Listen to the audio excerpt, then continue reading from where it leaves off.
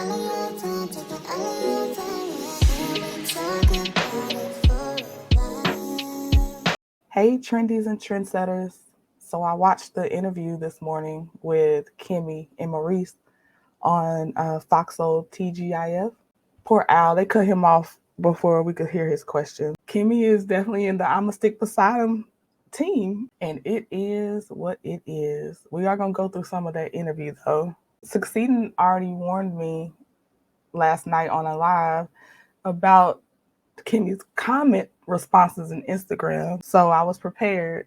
And Succeeding, thank you for the latte on you because girl, I'm gonna need it. I was already disappointed, but boy, when I watched this interview, I was like, oh, we're full sunken place out here. We're full, okay. And you know what? I will just now just watch her scenes and just know she is fully accepting of the things that are happening. Y'all, let's go through this interview. Kimmy Kimmy takes full responsibility for Maurice's basically answer. Although yes, she does say his words he chose was disrespectful. The actual meat and truth of what he's saying, she's basically saying is exactly, how they are. Then she takes responsibility again by saying she initiated the conversation and brought up the discussion about how her libido is lowered. Basically another thing of trying to say this isn't Maurice's fault. This isn't Maurice's fault. And I'm at the point now, it isn't Maurice's fault apparently because as we go further into the interview, she's gonna say that she had got to a point where she was going through her chemo, that they had gone for like 2 weeks without uh, sex, and she said this is unacceptable, I guess, to herself, and that she had made a promise to herself that they wouldn't go more than 7 days without sex, apparently come hell or high water. And so basically, don't put this on Maurice. Oh, yes, we can't skip this. And she said she knows that since the chemo affected her and her libido, it affected him and his sexual engines. She blatantly says that he has never forced her to do anything. She said he's never made her do anything. He's never even implied that he would leave her because of the decreased sex. So she says, and I'll include myself in here, basically the headlines that were created to get likes and tags, she understands because we're trying to get views, but it's not her truth, is what she's saying. She said that the only thing, I guess, basically, is that his words that he chose were a bad choice of words because the words didn't protect her. She said she told him his wording choice was awful.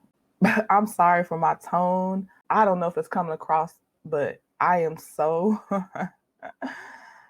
I am so disappointed and slightly disinterested because I'm just over here like wow, wow, wow.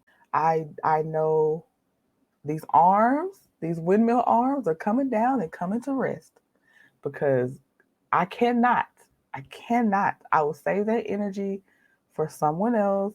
So Claudia Jordan first asked Kimmy, the question was, there was a question post Maurice as well, but she first asked Kimmy, do you get nervous if you don't feel like you're going to be able to satisfy your man? Like, do you think it'll end your marriage? And then her follow-up question was, Maurice, if you could take back what you said, would you rephrase it or would you stand exactly on what you said? That's a very clear question.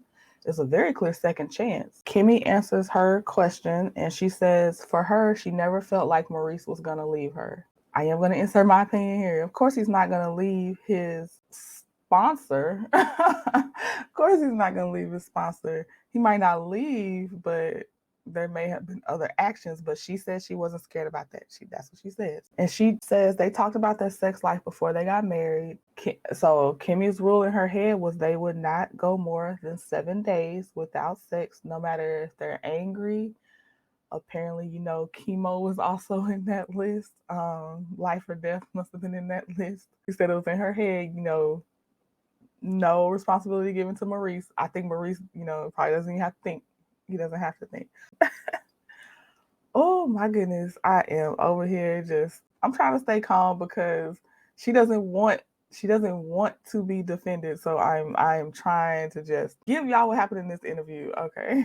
Now, I'm okay. Okay. I have to get my thought on this next part of her answer. She said, we had gone about 2 weeks and I was like, ugh, right? She says that it was her choice basically to resume them having SCX.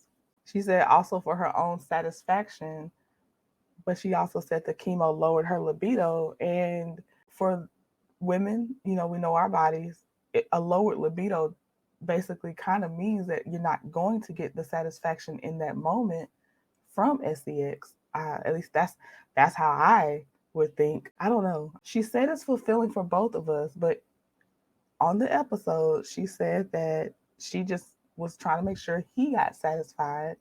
I'm not sure what these words are right now. Not sure what this answer is right now. And I just want to add the whole time Maurice has this trying to look pensive and present and aware and I don't know, standing behind this woman. Like, I don't know how to put it, but no matter what, separate from Kimmy, oh, I don't like Maurice. I would just tear into him for being Maurice. I just want to put that out there. I just can't do it in defense of Kimmy. Now I just have to kind of put him in a category of an example of, if we're talking about a certain subject or his characteristics, but it's not in defense of Kimmy. It's just now I'm still aware of how he is and I just maybe want to discuss him. But ooh, ooh, ooh, ooh. She says at the end of the day, Maurice is not the only one missing out. She's also missing out. But recall the conversation she had at the table with her friend. That was not how she phrased it at that time. And I think that's why, even in the car with him, I feel like, they use the bike analogy. My mom said you can't play with my bike right now or whatever, or can't ride my bike right now. That's just is not what she said in the beginning. I know that's why I felt so strongly about it. And I think they're going to get to it. But again, a lot of this also came from people that if they didn't watch the show, Maurice, his interview with Carlos King, he said that basically, thank you for suffering through it for me. Like, and he had it as in, and thank you for continuing. So once he had the knowledge, if he didn't know she was such a good actress, he still was like accepting of the fact that, okay, I know you're not really going to want to do this, but I'm gonna get mine. That's so he did basically say that. We'll get to that part though. I'm trying not to jump ahead. Kimmy making sure to emphasize she is not physically hurting her to have SCX with Maurice. And Funky Dineva brings up Maurice's own words. He asked Maurice, do you think it was selfish to force your wife to suffer through it? To suffer through it while she was fighting for her life. These looks. Maurice is killing me. This is where it's like, I guess we're all supposed to play dumb because he says you have to take into account that I didn't have knowledge that she was suffering. The interview, you do know the interview happened after the episode aired, which means it happened months after you were made aware. Just want to point out the facts again. Windmill arms are down. I just want to point that out though. So Funky Diva kind of gave him a chance to rephrase what he said. He said he would have rephrased it. Maurice said he would have rephrased it, but he said, I still find it admirable. Funky Diva asked another good question. You don't think it was a little cringy to even ask her to have SCX while going through chemo? And he said, because typically if someone's not feeling well, they don't, you try to take over cooking duties and washing dishes, which we all know that also wasn't happening. Maurice says we weren't doing it on the day she didn't feel good unless he didn't know that either. But there was a point that he did know. Claudia gives him another chance. She says, I asked you earlier, would you rephrase what you originally said? So at first he answers a question. He says most definitely he would rephrase it because it's his job to protect his wife and he doesn't want her to feel unprotected. And then he said, if she feels like my words are crass, then I'll change my words. So that means to me, he still didn't see anything wrong in himself with what was wrong with those words. Then they educate him that the I said what I said came from Candy Burrs. So then he says, basically he modifies it. He said, I said what I said, but let me say it better the next time. This is the next time. And he doesn't say it better. Funky Dineva, he said he was asking, have the comments affected their relationship in any way? He says point blank, to Kimmy, obviously you're not going anywhere. And that's also what I need to come to in my own head. Obviously, she's not going anywhere. She's not going anywhere trending. She's not going anywhere. Maurice says he doesn't care what anyone else says. They love him one day, hate him the next. And he says if it offends Kimmy, he'll change it. If it offends the kids, he'll change it. And Claudia says, I'm speaking as a woman right now, and I still haven't heard Maurice say it kinder, rephrase it right now.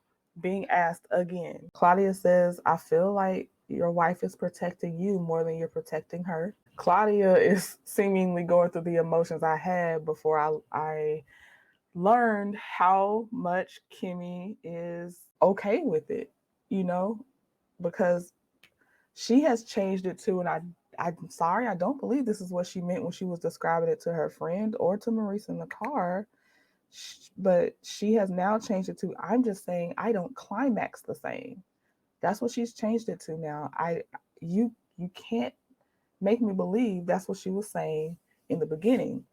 But she is exactly where she wants to be. Kimmy is where she wants to be. And I see Claudia struggling like, Maurice, like, come on. But if Kimmy doesn't want better for herself, who are we? Who am I? Maurice says he does not feel any different about the situation from how he said it then into how he feels now. I know part of it is him saying he thought it was admirable that she was still trying to please him. But see, admirable, even saying it like that, even in the sense of prior knowledge, pre-knowledge of him knowing what she was going through, which is really hard to believe with chemo and everything else. But okay, he's saying, I admire that she was still trying to find a way to please me before I knew what was going on. But you then knew and it didn't change anything. Oh my gosh. And she put more than her personal feelings aside. She put her health to the side. And let's not forget on the Carlos King interview that Maurice said he needs SEX. He said he needs it. So what was he going to do if she put it to the side for months when he needs it? And then they cut poor Al off. I wonder what his question was. He sounded like he might have been able, he was going to ask probably a good question, but we'll never know. Or maybe we will. Maybe they'll give him a second clip later. I'm going to let Kimmy stay where she is. Kimmy strongly wants to be where she is, and she is where she is. As I told Succeeding, one of my subscribers, as I told her, I will be watching Love and Marriage Huntsville with a different lens. The reunion shall be watched with a different lens. Further interviews, posts, whatever, will be watched with a different lens when it comes to me. Kimmy has literally made her bed and she is lying in it. So here we go. Trendies, trendsetters, let me know what y'all think. Talk to you later. Bye.